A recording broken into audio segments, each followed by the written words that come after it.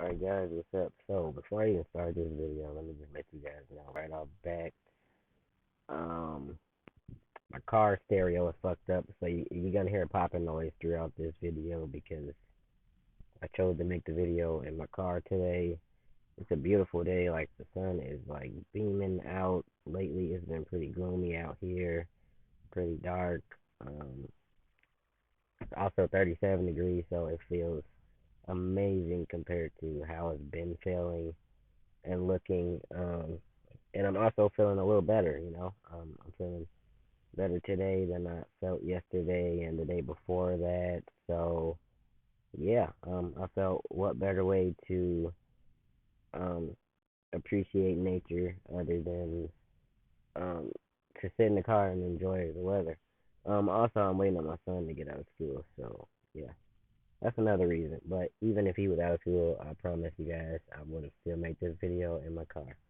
But anyway, so this is my pre-op video. So I haven't made a video, a voice update or testosterone update or anything in so long. I apologize, you guys. It's just my iPhone. I just feel like the quality ain't where I want it to be. It's just not as good as I want it to be. It's just not. So I was waiting until I got a camera, but it's looking more like tech time for that if possible. I got a lot of stuff I need to handle. I don't know. But yeah, so um, and I know a lot of times I post on Instagram, maybe I'll like type out a long paragraph or something, or I post on my story, but it'll be like 300 videos, and it's so much to watch, so annoying to me. I'm sure you guys get annoyed sometimes too.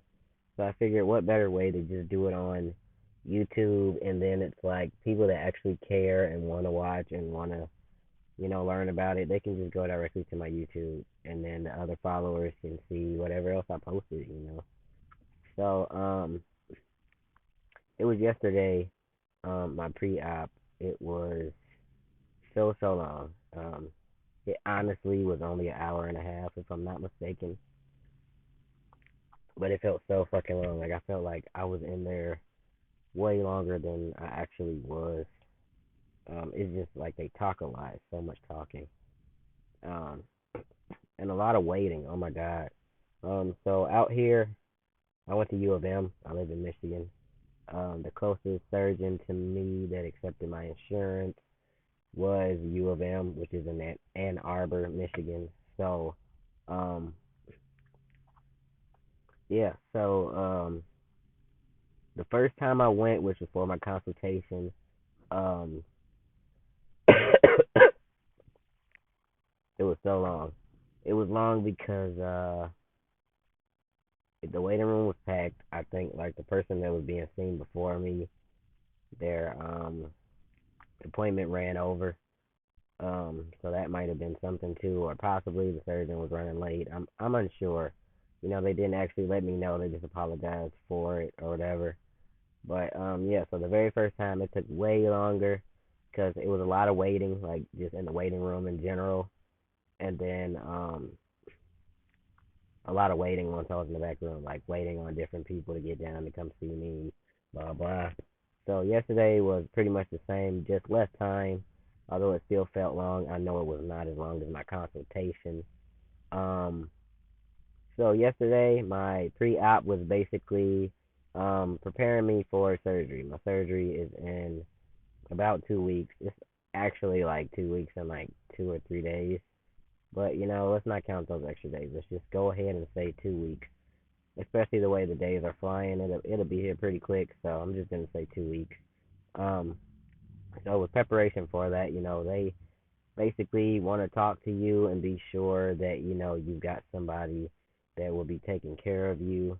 I'm unsure what happens if you say no or whatever. Like I feel possibly they will try to reschedule you until you found somebody, or they might see what options that are available for you. Maybe try to keep you in the hospital instead. I don't know.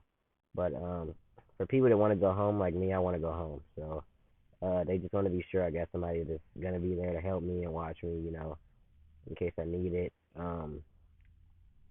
Also, they went over like how I need to bathe, like what do I need to cream myself, with and whatnot. Which is, they don't want you to take a bath, they don't want you to take a shower, and it's mainly just so, you don't get water into your drains or in the hole where the drains are. They don't want that to be full of water, so they just want you to avoid it altogether and just like use baby wipes or possibly just a rag. So like some people would call it a whole bath or just a wash up at the sink. They prefer something like that because they want the least amount of water or none at all if possible. So yeah, they tell you how to do that. Um, not like you really need to know. Like I'm sure everybody's washed up at least once. Like sometimes it's just a situation where you don't have a choice. But yeah, they tell you how to do that or whatever. They tell you how long it's gonna be before you need to do heavy lifting or anything strenuous. So she told me at least 6 weeks, but she doesn't want me in the gym for um at least 8 weeks. Just because they want to make sure it's healed fully.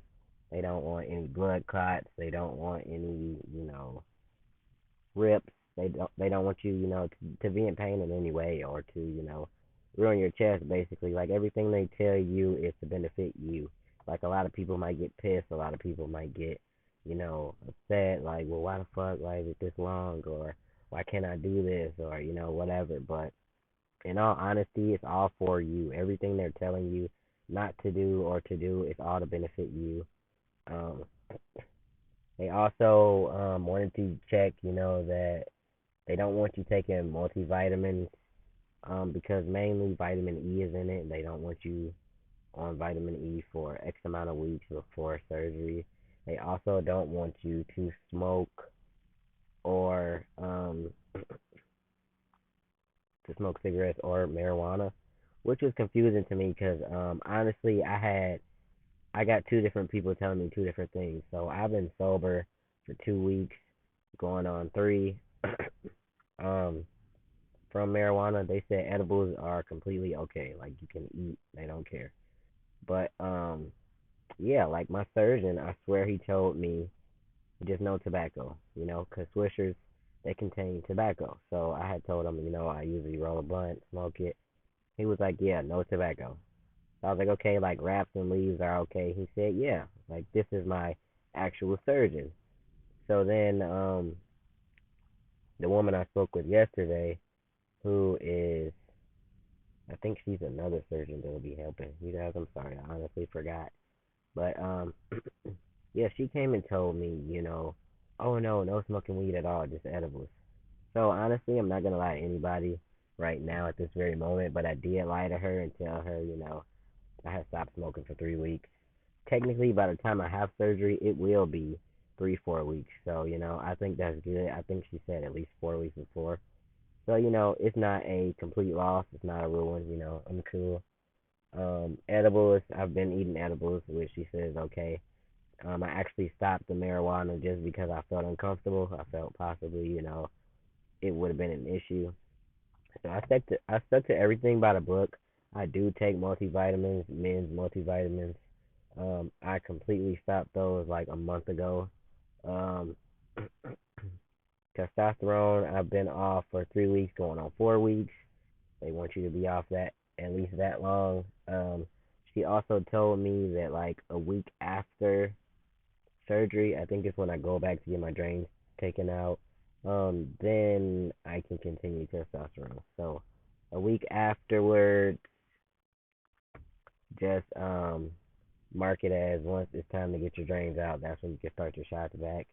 A lot of people panic and worry about it. For me, it's actually been kind of rough, but not as bad as I thought it would be. And I think mainly it's because I try to see the positive in this, and the positive here is, I'm sacrificing something temporary for um, a long-term, lifelong happiness. So I do not regret, stopping tea. I know why I did it. It's not like, I'm doing it for something stupid, or it's not like I'm doing it for my whole entire life. This is temporary. I will be back on shots very soon. So, anything to be able to get this surgery, I don't mind. It's worth it. What else? Um, she made me very aware that the um the vest that you wear after surgery, she said it's at least $75. Sometimes it costs more. Um, and a lot of people either can't afford it or don't want to pay it. So she let me know that I will be wrapped up in ace bandaging. Like that's just naturally what he's gonna wrap me in, and everybody else also. Um, and then she said it can tend to get very loose. So what I would need to do is um rewrap myself in the ace bandage again, and then once I come get the drains taken out, she let me know that I could basically wear a really tight compression shirt. I can go get the binder, if I wanted it. I mean the binder vest. Um, yeah, she was basically just saying, you want to compress your chest as much as possible to, get the best result. So my goal was already to get the vest. I talked with a fellow trans guy who's been supporting me way before I even actually started. He's great with answering questions and all of that. And his chest looks great. Like man pecs are looking awesome. He's looking ripped, and he just, gave me some tips on what to do after surgery. So one of the huge tips that he let me know was you need the vest. Like the vest is gonna give you the best results possible. And he's a very educated guy, and he looks great. So I trust his word on that. And so my goal is to working on getting the vest before I even have surgery. So once it's done, I have that. Um, they also recommend that you wear like a baggy jacket or a button up because of the drains. If you have to go out in public or whatever, you could possibly snag them, pull them, tear them. Trying to put on a t-shirt or um, polo or whatever, it could get caught on it or whatever, which is actually very painful for those of you that don't know. And you also don't want to do that. That's like the number one thing you don't want to happen. So you have to go purchase me a very large button down, which is not going to be expensive. I'm going to go to like the Goodwill or something like that, just because it's so temporary. But I like to wear clothes that fit me. Like I wear a size medium or a large because my shoulders are so big. Sometimes I have to wear a large. Um, but I totally get what she was saying, and even seeing other trans guys, they were wearing button ups or jackets and stuff. So I know that that'll be my best bet. So I need to go get that. What else? Trying to think what I've already told you guys. Yeah, so everything was a plus as far as that went. My weight's good. Blood pressure was great. Temperature was right where it needed to be. Wasn't too high, wasn't too low. Excuse me, which was very shocking because I am getting over the flu. Um, fuck. What am I talking about? I can't even remember. Sorry, you guys. I'm trying to think. Um, oh, so I did run into an issue. That's a huge issue, and it's got me stressing about it. So they don't want any jury the day of surgery, like none whatsoever. They say unless you can put, um, they said you could trade it out for plastic. I think she said to me. Yeah, I think she told me plastic. Is it plastic or rubber? I'm like almost 100% sure she said plastic, but yeah, don't quote me on that. So she said you could trade it out for plastic. Um, so like if you got like a piercing in your lip, your nose, whatever, you need to go find a plastic um instead of the metal. So I don't know if you guys know. I've said it multiple times, but I don't talk about it that often lately. But if oh, I had snake bites though. Years ago, man. I think it's been like 4 or 5 now, maybe a little longer. And um the guy I went to, he only had the short piercings.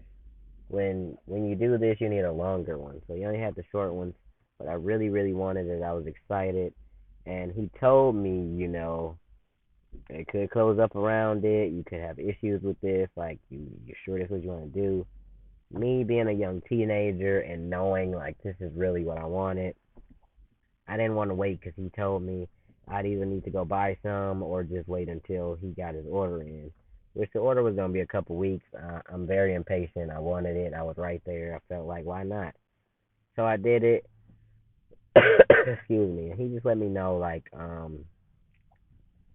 possibly just wiggle it through more, like way more than the average person would have to, and it should be good. But I just got so comfortable with it to a point where I was wiggling it for like a whole week, and then it was just there. Like I fell in love with it, I liked it, and I was like, yeah, I'm here. And I pretty much just stopped paying attention and caring, which was wrong. I shouldn't have. But so my right lip closed up, and you can see it hanging out of my lip right now as I talk. I'm not gonna zoom in or nothing, like it's just there. Um, but yeah, it closed up, and the left one was perfect. It tried, I pushed it through, and the meat like stayed open. It didn't try to heal over. It was good. So I did the same with my right, assuming it would have did the same as the left. It did not. So I woke up one day and it was like a thick layer of skin covering like more than half of it already of the piercing, like inside of my lip. And I tried to shove it through and it was unbearable and it was so thick, like it was impossible. Like it didn't even really move through the skin at all. Um so I kinda gave up that day and I was gonna try again the next day because I also wasn't at home, so I didn't have the tools I needed or anything. I was gonna try to cut through it.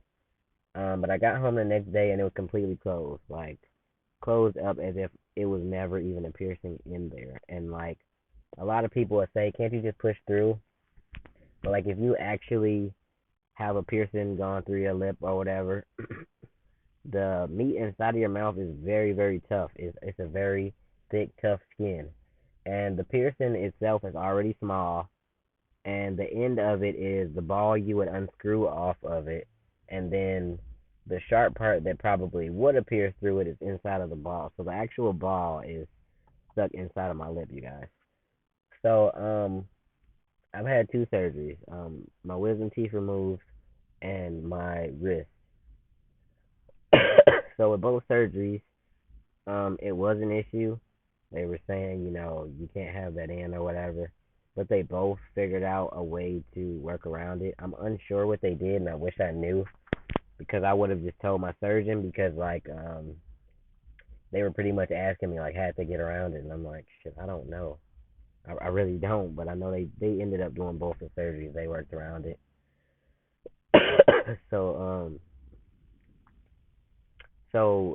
she was letting me know I talked to the anesthesia people and they were saying we might be able to do it anyway. Which gave me hope and I was like, okay, all right. She's like, I don't know, but I'll get back to you. You might have to come back. I'm sorry, or whatever. And I'm like, sorry is not really helping me. But she was saying sorry because um it's a pretty far drive for me. And, to have to turn back around, come back, then turn back around and come back for surgery. It's just so much traveling and driving. But yeah, she said I might have to come back. So that was yesterday. I wrote them today, and she's like, "Yeah, they want you to. The surgeon wants you to come in so he can look at it," which is so crazy to me, you guys, because she had me. She took a picture of my lip, inside and out, sent it to them, and I thought that'd be good enough because even if I'm in person, the only thing you can do is look at it unless they can surgically remove it. It's a tool that's supposed to drill right through it. It's so easy. I've seen it done before, but my insurance does not cover it. So that's the only reason I haven't gotten it done. But yeah, it's a tool that does that. And where I'm having the surgery is a plastic surgeon. So that's where I would have went to have gotten it cut out of my lip, but I don't know. So I think it's just absurd, that I have to come in, drive way out there, 2 hours away, just for them to be able to look at it again and let me know, yes, we can work with this, or no, we can't. And then it's like, what if I do drive way out there and they're like, no, we can't work with this. You got to get it taken out. Then I'm really wasting a lot of time. It's just it's really stressful. It really is. But I'm really honestly hoping for the best. I'm like, if these two surgeons found a way around it, I don't see why he can't. But he's also a very strict guy. Like acne on the chest is something he's really big about. You can't have any acne on your chest or like very very little. So they had to take my test when I went back because I had it real bad. Like I needed medication at that point, but it cleared up on its own. And when I went back, they had told me that like it was really good. They did good on it or whatever. So she was like, "Good, I'm glad," or whatever. That it cleared up because apparently he canceled a lot of guys because of the acne on their chest. So something like that, which to me would be little, compared to a piercing being stuck in my mouth. Um, it just seems to me that he's a really strict professional guy, which is not a bad thing. It's not. It's only bad when it affects you, and at this point, it's affecting me, so it seems bad, but it's not. It's to benefit me, which I totally get. It just sucks, but yeah. So that was my issue. Other than that, I'm pretty much good to go. Everything's great. Insurance has covered it. Um, yeah, it's just pretty much to show up and have it done. Also, I don't know if you guys know who haven't had it yet or whatever, but you are going to. It's a lot too, y'all. After this, you're gonna have to call the main hospital if you go to U of M. You're gonna have to call the main hospital the day before your scheduled surgery date, and then um, they're gonna have to give you the time of your surgery day because they'll give you the surgery day. Like you'll have a set day and everything once they finally get it, but you won't have a time at all.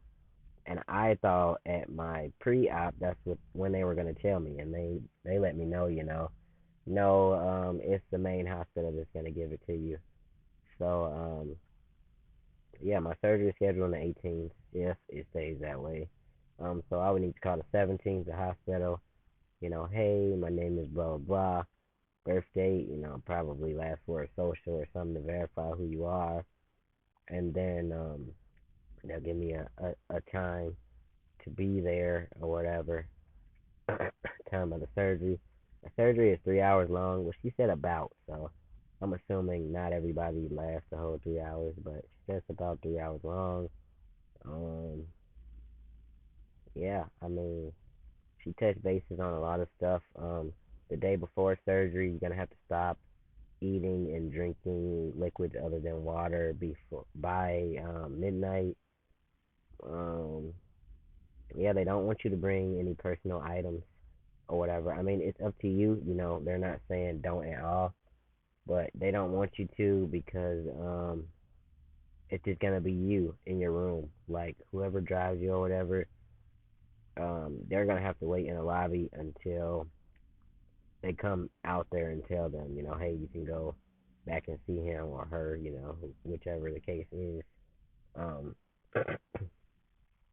so yeah, she basically, let me know, like, if you were to bring some personal items that you really cared about or whatever, we don't know who's in your room, we don't know how long they're gonna be in there, so it's really no telling if something comes up missing or anything, which I respect and I really like them as a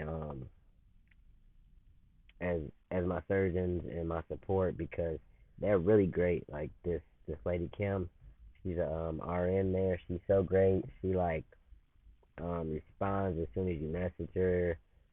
She's very thorough.